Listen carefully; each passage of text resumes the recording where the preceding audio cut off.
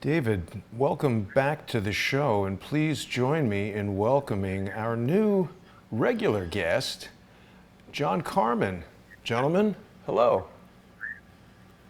Hello, Jason. Hello, John. Hello, guys. How you guys feeling today? Good. So I think we're going to work on maybe a better video interface because we have all this dead space on Appear In, but we won't worry about that so much today. David, we're going to be speaking about something that John has possibly encountered in his former career in law enforcement. Viewers will remember that John was both a member of the Secret Service detail protecting presidents of the United States, as well as the border of the United States. John was a U.S. Customs and Border Protection agent. So, David, what have you prepared for us today? Well, thank you, Jason. It's very interesting. I think what we've done, you and I and John now, we've found an MO at some of these great unsolved cold cases that is rather unusual in that instead of focusing on the evidence found at the crime scene, what I think we've done is we're focusing on the evidence not found at the crime scene.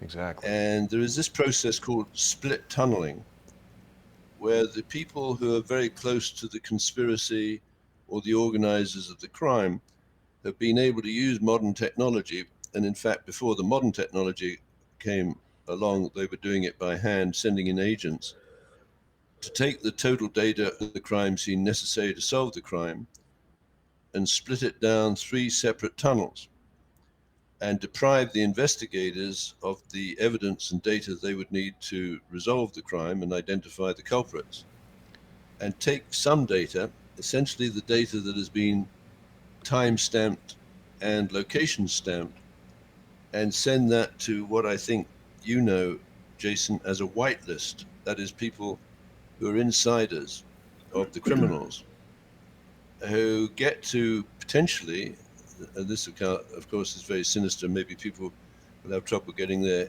heads around it, but if they take the data from the crime scene that has been time stamped and location stamped, then the people on the whitelist can actually bet on the time of death of the target and the body counts. Yeah. Now, David, is this the TDM isochronous network? Is that the patent? No. Yes. Now that is the bit spreading, right? That I think we've encountered some time back. And bit spreading allows you to get access to the crime scene for very fast data flows, right? Like the telemetry needed to send a signal to the weapons platforms that took out the Pentagon, because that would use the telemetry to the gyro chips on the aircraft or the weapons platform that refreshes 40 times a second.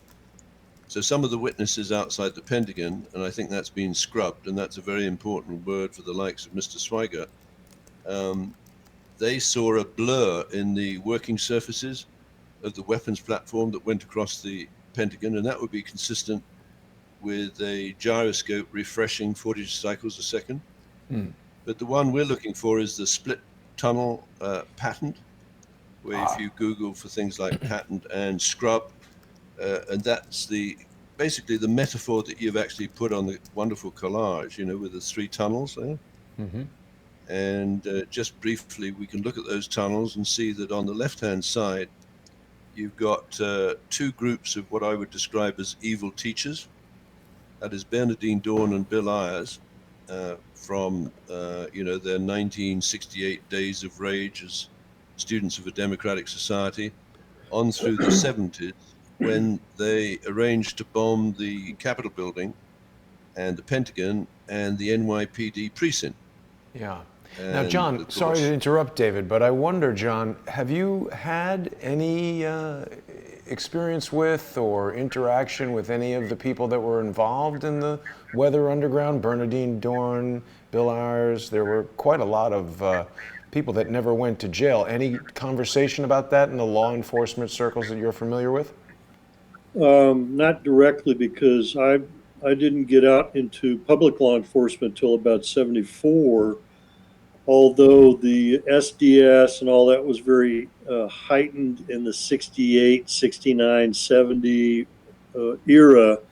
I wasn't even in the country at that point in time, but we were aware of it because that was the hippie movement, the SDS, and all these other things during the President Nixon era, Vietnam, and so forth.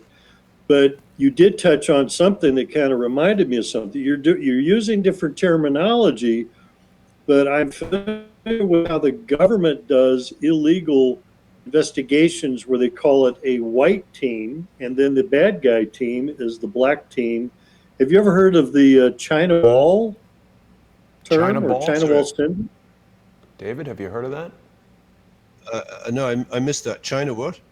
China Wall or China Wall syndrome. No. What they do basically is, let's say you're FBI and you're in the next cubicle. Your buddies will call you up anonymously and say, "Hey, look, anonymous call.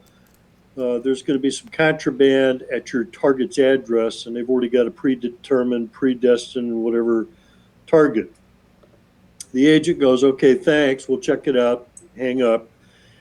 They might even go do something, but a white team will go in and check it out. They're the clean team, but a black team or the bad guy team or the China Wall thing, I don't know why that term came up, but that's what I was told by a very high related person at Customs Internal Affairs who was a regional customs commissioner who had since passed away now. His name is David Mark Conrad. I almost said another name. I called him Mark. He usually goes by Mark. He had since passed away a couple of years ago. But he had no reason to hide that. He told me all kinds of procedures where Customs Internal Affairs would violate all kinds of things. They would go in illegally into your apartment, let's say, the target guy, plant something in the third drawer to the left of your dresser drawers or something. Then they would disappear, call up the white team and say, "Okay, the contraband is in the third drawer on the left." Then they would go get a search warrant through a stupid judge who will sign anything. And then they'll go knock on the door, do a knock-in notice or break in, go to the third drawer amongst other places and discover all kinds of other things that they weren't even supposed to look at or not. And allegedly find the contraband that was already planted, which is illegal as hell, and entrapment and so forth. So this does exist in our country today. It's not supposed to be in this country. That was maybe Nazi Germany or some other communist regime years ago. But they're actively doing that in this time frame. So we're talking 70s, 80s, 90s right now into 2000. So when you're touching base with all the stuff that may have happened back with the SDS, the Black Panther movement, the SLA, Patricia Hearst fame, stuff like that. There's all kinds of things that enter into those categories that are influencing. It's hard to tell who the bad guys are. And I just came out of a special meeting with a bunch of law enforcement people that are good people, good Christian, religious types, whatever, as opposed to the ones you used to see back on the news reels back in the 60s where the dogs and the beatings and the nightsticks and all that stuff. So I kind of went off a little bit, but you got the idea about the white team and the black team or the good guy, bad guy, Right. illegal Department of Justice thing. Right. So perhaps, Right. David, the split tunnel is a technological version of what John is describing. Yeah, totally. As the technology develops, so what John describes are the techniques probably used by human intelligence to frame people and set them up. But as the digital technology moved along, eventually you could provide a system that would actually, how shall I put that, make that much more efficient and timely. That is to say, people would go into a crime scene. Let's take the raid on Starnet Communications at 425 Carroll Street on the 20th of August, 1999. Starnet was accused of trafficking in child pornography, hardcore pornography, which I think included snuff films, and online gaming. And there was a 100-person law enforcement team that raided the place and took everything away. That was on 3 floors. And the head cop described it as like Star Wars in there. That is to say, it was a very sophisticated operation. that was in real-time communication with some 60 countries. And basically, in order to transmit or trade in hardcore or child pornography, you got, well, the production capability in Vancouver was extraordinary, because out at the pig farm, in 96 to 2002, there was a series of serial killings where women were abducted from the downtown east side, prostitutes, First Nations prostitutes, taken out to the pig farm and killed in front of an audience of between 1,700 and 2,000 people. Now, there wasn't much parking out there. That means they had to be bussed in, and I think they were being flown into either the Port Coquitlam Airport or the airport at Abbotsford, or the YVR, the Vancouver International Airport, by or with the assistance of Christine Marcy's Conair transport system. Now, Christine Marcy is in your middle tunnel there, Jason, or was. Yep. And she created. Go ahead. Sorry, Jason. No, Do you she's want there. to say something? No. Okay. She's there, and she created in 1984 three. Even if she didn't create them, she played a lead hand in their creation, and then a monitoring and management role from 1984 right through, I think, to this day. And those three organizations were the International Center for Missing and Exploited Children. Back then it was the National Center for Missing and Exploited Children, which is your inventory. It sounds rather cynical, your inventory of product. If you're trading in child pornography, you need access to the children. So what Christine Marcy did is that she eventually built an international center for missing and exploited children, where children around the world in Angola or Rwanda or Belgium, with Dutroux, could be identified as sufficiently separate from their parents or their guardians that they could be moved into this child trafficking network. Someone like Dutroux could, acting as a pedophile pimp, and there's a few others are over on the other side of that tunnel. You've got a couple more people. You've got Jimmy Savile working at the BBC for decades. And basically, he was a pedophile, pimp, and entrapment specialist that caught members of the royal family. And then next door to Jimmy Savile, you have Jeffrey Epstein, and he would have caught Bill Clinton and Hillary Clinton, who's not, shown in our evil teachers, but they're certainly, in my book, extraordinarily evil people. So the technology has caught up or taken over what was previously done, as John describes. You get a white team, you go in there, you plant the drugs, etc. Then you send another team to go in and pick the guy up, and he's dealing with evidence that's been planted in the crime scene. So your collage there, Jason, and I congratulate you on it, is absolutely brilliant, because you've got all the principal suspects grouped into these three tunnels, which can be structured digitally in near real time. Well, what do I mean by that? If they decide to frame someone, and like Boeing, with the negligent installation of software in their Boeing MAX 8 737 aircraft, the pilots of those aircraft in Ethiopia and Indonesia apparently were fighting with the system to disengage it from putting the nose down, and the system overrode them. What that means is, in my book, with my background, the system has been programmed with artificial intelligence algorithms to override the pilots, such that a case can be brought against Boeing, and it could be in the hundreds of millions of dollars, possibly the billions of dollars, right? And Boeing, of course, is on the Federal Bridge as one of the target companies.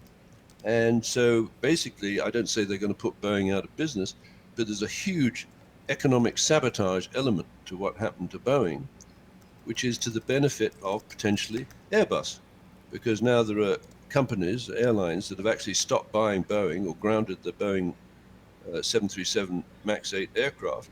The natural company to jump into the gap there is EADS, the French manufacturer of Airbus, which, interestingly enough, in Chicago uses the Sidley Austin law firm. Yeah, there you are, EADS, Cassidian, Carillon, Lockheed Martin, Raytheon, Northrop Grumman, and the Boeing company. What you've got, in my opinion, is an economic sabotage attack on the Boeing company. EADS jumps into the gap, and the law firm that acts for EADS in the World Trade Organization disputes is Sidley Austin in Chicago, which in its wisdom hired Bernardine Dawn, the leader of the Weather Underground Organization, in 1984, I think. And Bernardine Dawn groomed, I repeat, groomed Barack Hussein Obama and Michelle Obama for their journey to the White House. Over to you, Jason. Yeah, David, I mean, you know, I think it's important that we remind our viewers each week that these connections that you point out, they certainly seem remarkably coincidental to me. And with an event such as these ongoing 737 MAX 8 crashes, where there are international bodies investigating, and surely people involved in Boeing are investigating, it's interesting that tattooed, corpulent, sort of nasty-looking mall Santas in Poland seem to have the case cracked when they're still investigating evidence that's coming out from the reports. So maybe we should just stop doing the show and take the conclusions that are drawn in one day by someone who has not evaluated the evidence and can't imagine any possibility other than what he's read in the newspaper and on the internet, rather than something that hasn't been thought of yet. Isn't the FBI investigating Boeing?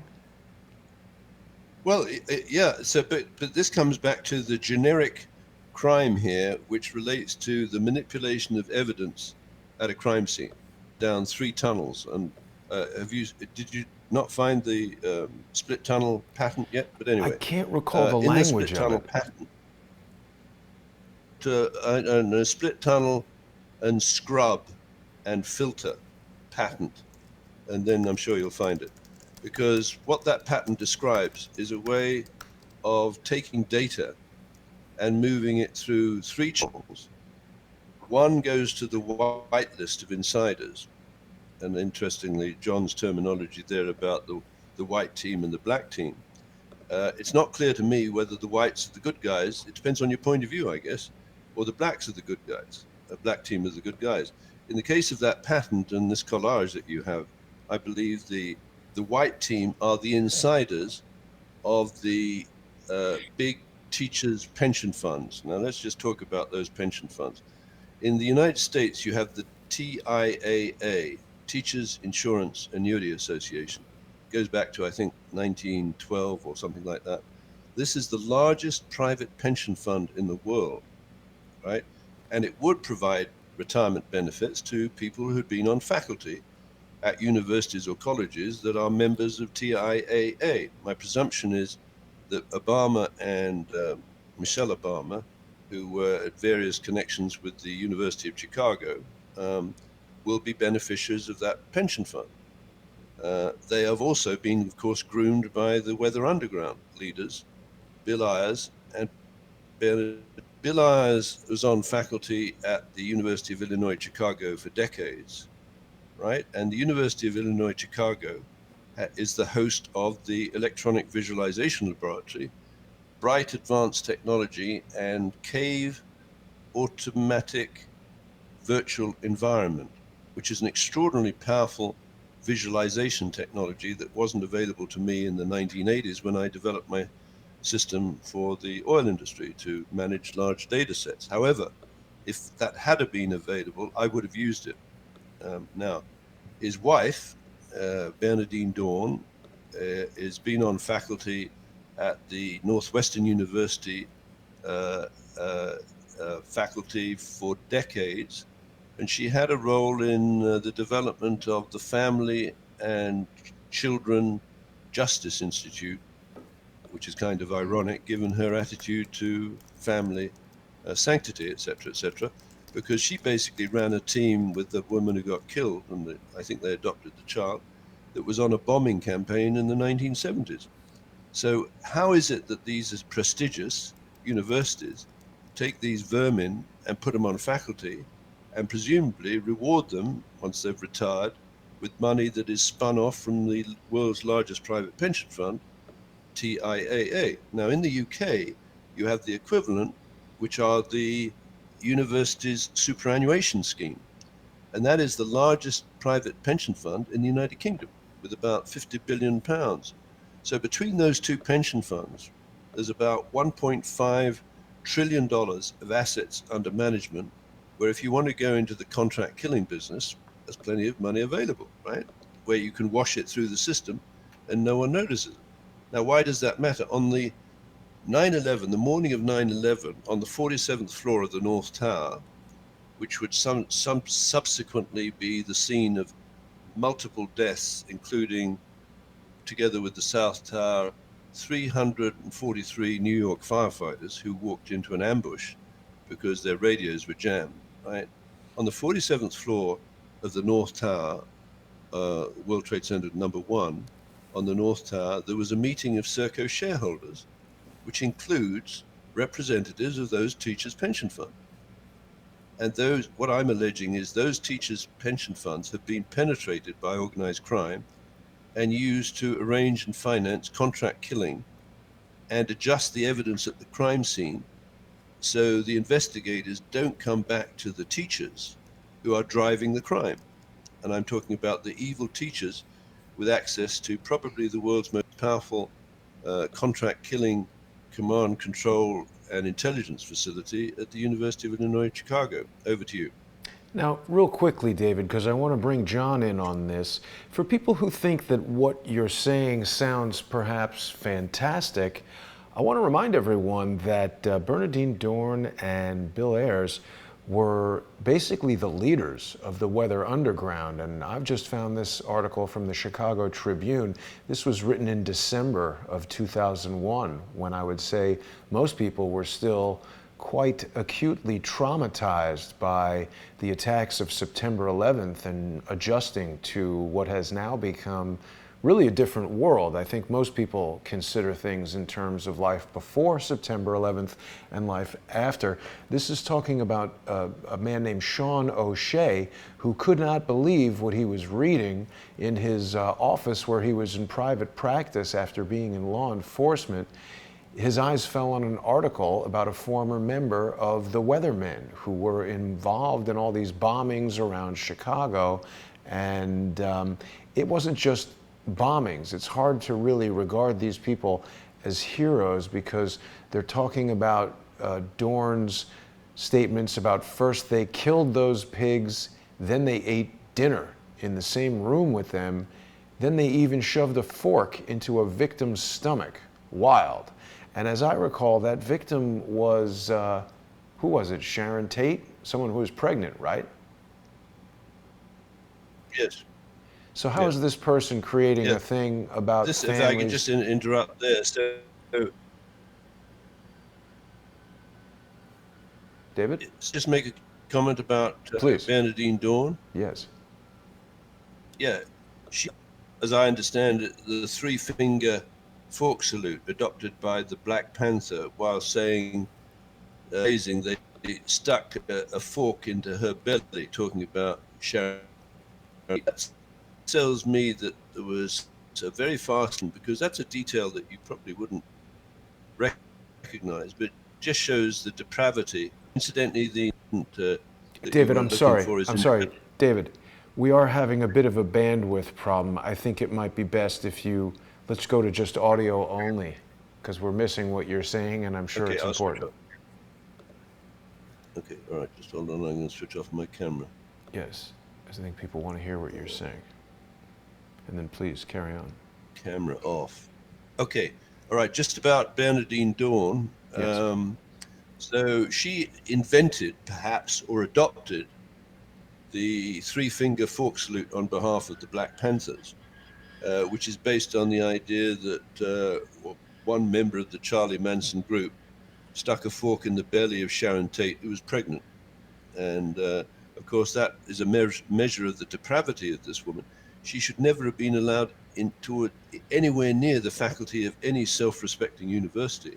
Indeed. She's a psychopath and she's a killer, right? And she's a member of the faculty of the Northwestern University, like Bill Ayers is a member of the faculty of the University of Chicago, Illinois in Chicago, and the Clintons are members of faculty or former members of faculty at the University of Arkansas. So what I think we've identified, Jason, is a group of teachers, either psychopaths or sociopaths, who've helped themselves get to the most extraordinarily powerful position, and they are in command, direct or indirect, perhaps through extortion, perhaps through blackmail, some form of racketeering, of the investment strategy of the university superannuation scheme in the United Kingdom, with 50 billion pounds of assets under management, and the investment strategy of the Teachers Insurance Annuity Association in the United States, which is over $1 trillion of assets under management. So when those two pension funds are shareholders in SERCO and met on the 47th floor, it behoves Americans and actually people in the free world. What the hell were you doing there? Particularly as the chief executive officer of SERCO had or joined a breakfast meeting of the Risk Waters Group at the Windows of the World restaurant at the top of the North Tower. He must have left at about 8:30 in the morning, got on the elevator, and everyone he left was fried. And I don't know how many people he went down onto the 47th floor to address this meeting of SERCO shareholders, which include the governments of the United Kingdom and Saudi Arabia and Singapore, one state, which is California, and 10 global custodian banks, including BNY Mellon, with probably $100 trillion of assets under management, and these two pension funds. So I think America and the world in general has a problem, a huge problem, with corruption and radicalism, if you will, in faculty at their great teaching institutions. Over to you. Yeah. So, John, I wanted to get your input because this is particularly horrendous crime. I think people perhaps, certainly who are your age and were alive in the 60s, may remember the Weather Underground. I'm finding a lot of people who are my age have no idea that it existed at all. As a member of law enforcement, you must find the crimes as described particularly horrendous. What do you think about all this? Yeah, excuse me, it brings back a lot of the memories where they were talking about the Tate LaBianca murders, the Manson family. Same time frame as I mentioned earlier, the SLA, the SDS, the Weather Underground, the Weathermen. It gets all into the domestic terrorist stuff. The Black Panther salute and all these other things. It was the time of fighting back, resistance, to the point of doing illegal resistance. At the same time, they were blending in with other peaceful groups like Martin Luther King and so forth, but then they ended up assassinating him. Before that, it was Malcolm X. After Martin Luther King, it was Bobby Kennedy, all around the same time frame that John F. Kennedy in '63. So there's a lot of upheaval going on during that time because we were actually experiencing a civil war or a coup since '63, and these are the I don't know what you want to call it, the tail end of the other parts that were already ongoing. So as it was going through the fence, you're seeing the tail end of it, but people don't recognize it or they're being blocked off from recognizing it. But both of you have brought up some good points because I'm remembering back in those time frames with all these things going on. I mean, there were some people that got away with murder. Literally there were bodies. Yeah.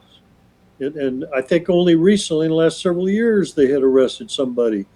And maybe they were hitting them up for special presidential pardons, or if it was from a state to a state. I think there was a case of something with Governor Brown years ago when it was either Dennis Banks or one of the other American Indian movement groups, and one suspect allegedly left the state. And when you leave the state, the time clock stops. But if you prove that, no, I was in the state the whole time, what are you talking about? He didn't know anything about it. Then that was the excuse. After 5 years, the governor could go ahead and write it off. But those are legal maneuvers. These people are left-wingers. And I was trying to interject something. I held back. Did we mention Berkeley or some of the other major colleges in California by San Francisco who happen to be funded by CIA? No, but that's Okay. interesting. Uh, Yeah. So it ties in line with a lot of stuff that David and you are both touching on, because the influence is we have CI influence. I mean, we could go into Obama, the Kenyans background. He was a whole CIA invented situation. There's doubts about the whole background. He didn't really come from Hawaii, of course. He came from Kenya, but then there's doubts that his father was probably from Indonesia, and all these other things. But it's the same type of scenario that they sell the American public. They're dumbed down, they're given a story. The CIA invents a story because all these guys are high level college educated, Yale and Harvard and so forth. But all the left wingers are out of berserkly, as we call it. And if you think about Angela Davis with the Black Panther salute, we had kids in high school in Japan doing that same routine in 68, 69, just because of the Olympics in 68 and the Black Panther influence. We had black runners and black athletes putting on the black berets, the black glove, and doing the salute when they played the American anthem. Wow.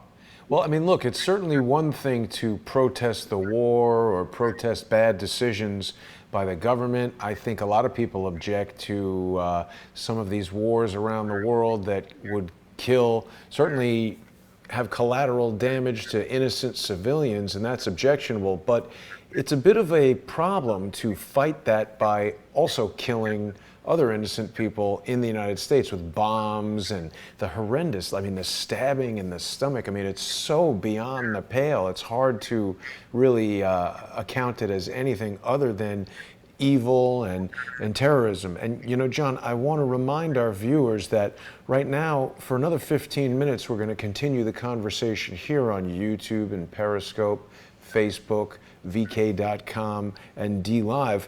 But then we'll be transitioning over to patreon.com/CSI Storyboards, patreon.com/John_A_Carmen, and patreon.com/crowdsource the truth to carry on the rest of our conversation in an exclusive subscribers only live stream where we'll go even more in depth and explore all of these things. And I definitely encourage all of our viewers who are watching on patreon.com/crowdsource the truth or subscribestar.com/crowdsource the truth to sponsor John and David as we continue this conversation.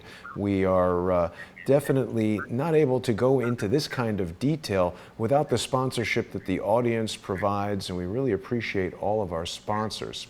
So, David, where do we go from here? You've been drawing connections between the Weather Underground, people who have served as presidents, including Barack Obama and Bill Clinton, who have been pardoning these horrendous criminals. How do they justify these pardons? It doesn't seem like something that's in the benefit of anyone.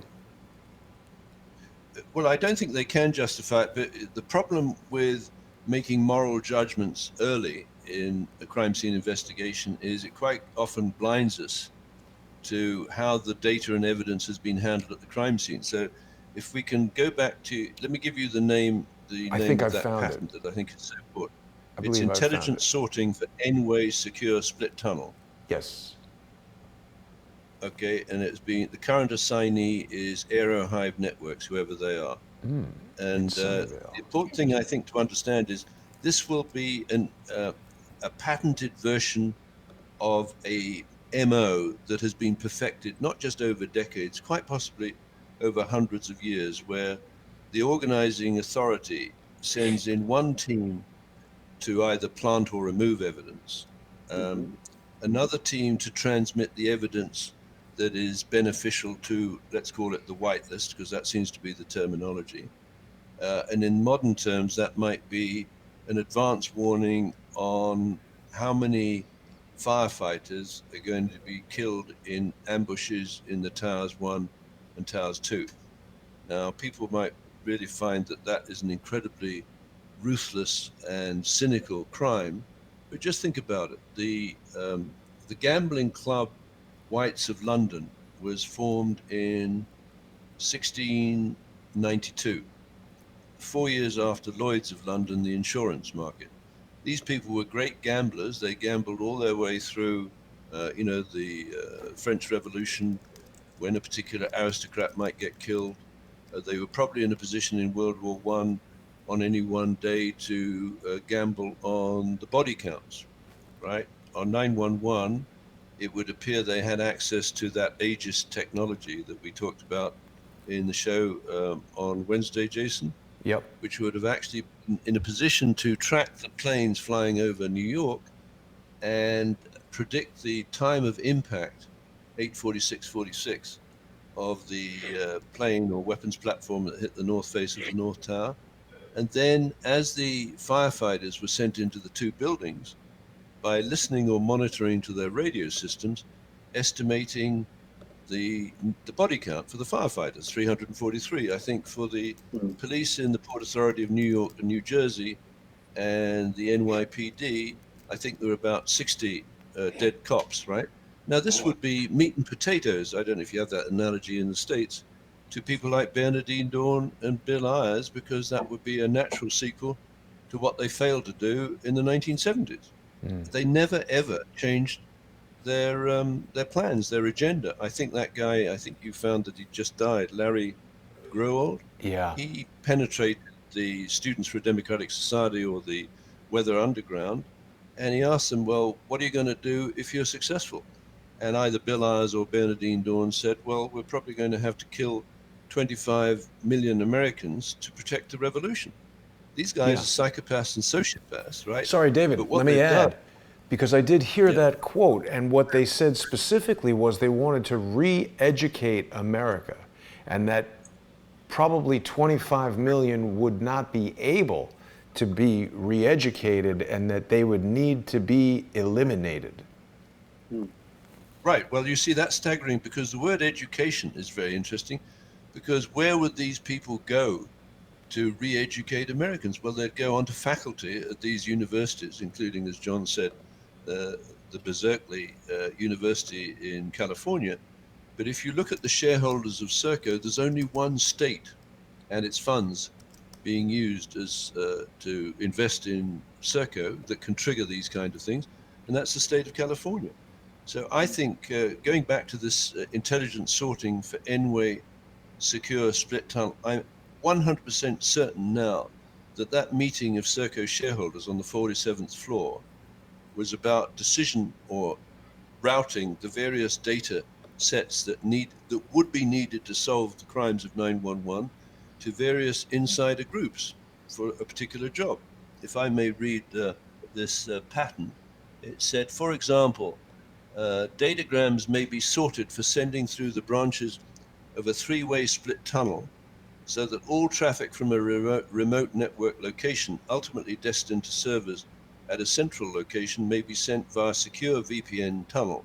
All traffic that matches a whitelist of trusted external sites may be sent directly to and from these sites to the remote network location, and all other traffic may be redirected through a web service that, and I repeat this, scrubs and filters the traffic to or from questionable sites. Well, Jason, you have a questionable site, John has a questionable site, I have a questionable site in the minds of the conspirators. So there are email engines or intelligent engines or artificial intelligence algorithms that are voting down, for example, the show. I think on Wednesday's show, didn't you have 60 people with the thumbs down on the show before it started? We did have a remarkable amount of thumbs down, David. So I do want to encourage our viewers to hit the thumbs up, share the video, and become sponsors on Crowdsource the Truth, patreon.com/crowdsource the truth, patreon.com/reverse-CSI. And I hope that people will also visit John's Patreon page and sponsor John. He's helping us a lot. He's just joined the team and he'll be with us on Fridays. People can find his Patreon page at patreon.com/John_A_Carmen. And David, I think you're spot on. It's really remarkable how so many people would dislike this video. I'm speaking to some of our regular viewers via email and other methods, and most people who contact me directly seem to think that the show is improving, that John's input is fantastic. He's got firsthand experience with this stuff. Certainly I wasn't alive when Bernardine Dorn and Bill Ayers and the other members of the SDS were active, so adding anyone to the team who can remember that, particularly from the standpoint of law enforcement, is great. I don't understand where all the thumb downs are coming from, if not from social engineers. Left-wingers. Well, absolutely. Yeah, and if I may say so, the mechanism by which they control people through intimidation and fear, I believe now, over on the right, we've got 4 victims that I think maybe, if you wish, Jason, you and John can select which victim we might focus on. Right? Well, the But one what that they've might got, not these have been people- noticed at first blush is the spy in the bag. Yeah, well, when we go on to the Patreon only show, I'd be happy to link, if possible, the split tunneling process that might explain why the data at the crime scene involving probably the torture killing of Gareth Williams, right, who was a brilliant Cambridge mathematician, and he joined GCHQ and then he worked for MI6. All of the others, including Jill Dando, who was shot outside her home, that's a cold case. I think obviously the John Benet Ramsey case is a cold case, and the questions associated with, let's just say, when we talk about split tunneling of data, all of the closed circuit television cameras in the tunnel, that's why this metaphor is so powerful, under the Pont d'Alma bridge, were turned off as those cars or vehicles went into the tunnel. Now, why were they turned off? Who were they turned off? That would be a remote decision taken by the control system for, I don't know, the Paris traffic regulators and that sort of thing. So there's clear evidence at the crime scene, and I believe it was a murder scene for Princess Diana, where there's evidence that has been removed or scrubbed or filtered through these 3 networks. So if you wanted to talk about the spy in the bag, I'd be happy to do that in terms of the 3 tunneling network. Over to you, Jason. Well, as you mentioned, David, we're almost out of time. So perhaps what we can do is go into some of the details of why you and I chose to create this photo collage with the people included here as they are. And it's, you and I have been developing a method over the past few weeks, David, that I have to say is remarkably satisfying. We're encoding quite a lot into these images, and none of it is done by mistake, of course. We've got globalist communist maniacs standing on top of a symbol of Brexit and, of course, the European Union and the United Kingdom's desire, or at least that of the people, to leave. Our master custodian of the keys to the Federal Bridge, something we've come to understand much more the more we continue to look at it. It's not merely a method of credit card processing, it's a method of creating and exchanging access certificates that could allow access to extremely secure networks, and it definitely defines an array of somehow related entities, including the United Kingdom Ministry of Defense, the U.S. Patent and Trademark Office, oddly, the state of Illinois, the Department of Justice, the Department of Veterans Affairs, Boeing, Lockheed Martin, EADS, and the Netherlands Ministry of Defense, to name just a few. And certainly if unauthorized access were granted to a malicious party on any of these things, the activities they might be able to engage in would be highly questionable. And the relationship between Barack Obama, Bill Ayers, Bernardine Dorn, and Michelle Obama is certainly something that I think every American should be questioning. There's little doubt in my mind, gentlemen, that Michelle Obama is being held back at the moment, but likely will be a presidential candidate, if not in 2020, certainly in 2024, 2028, 2032, 2036, 2040, and perhaps beyond. She's a woman of only 50 years, so I think she could certainly run well into her 70s, as we've seen by some of the presidents of the United States. And I find that a very scary proposition, that someone who is groomed by a violent, psychopathic terrorist who relishes the horrendous murder and stabbing of individuals would be a strong contender for the possibility of becoming president. So, John, if there's anything you'd like to add before we do our transition over to the subscriber-exclusive Patreon version of the conversation, please do. No, I was going to say, I don't know if you can hear a background noise. I'm dealing with some other construction nearby. I don't know if you forgot to mention the Flight 370 that crashed last year. Well, 370 was a while ago, wasn't it? The Malaysia Yeah, it was Airlines? last year. And it had the same problem this most recent crash occurred, where they had their control stick, the automatic control, autopilot was being conflicting with the computer. When they tried to go up, it would take it down, and vice versa. So it was actually controlled by an outside source. Same thing. And back on this thing with Michelle, aka Michael, and all these other people, these people are such liars, and they are so proud of the fact that they've gotten as far as they've done illegally. They're pulling one over on the American public, and it's atrocious what they're doing.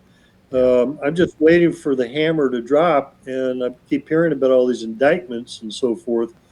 In fact, President Trump is supposed to be over in Calexico right now, which is like 116 miles east of here, and I work there. I'm waiting for him to take action on some of these people, because they've got people who are committing high treason right there on the page that you've got displayed right there. Yeah. And well, we all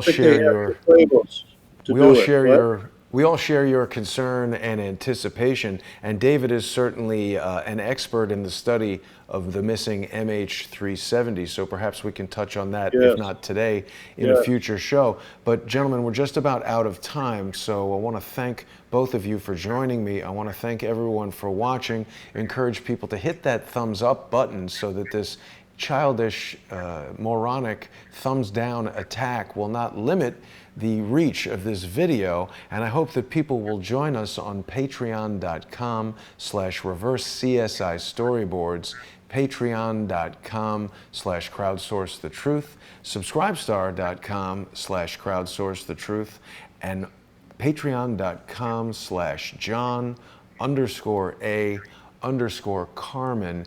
The show will be simulcast on all three of those Patreon channels. And gentlemen, I look forward to continuing the conversation there. I'll see you in just about 12 minutes on Patreon and Subscribestar. Thanks for watching, everyone.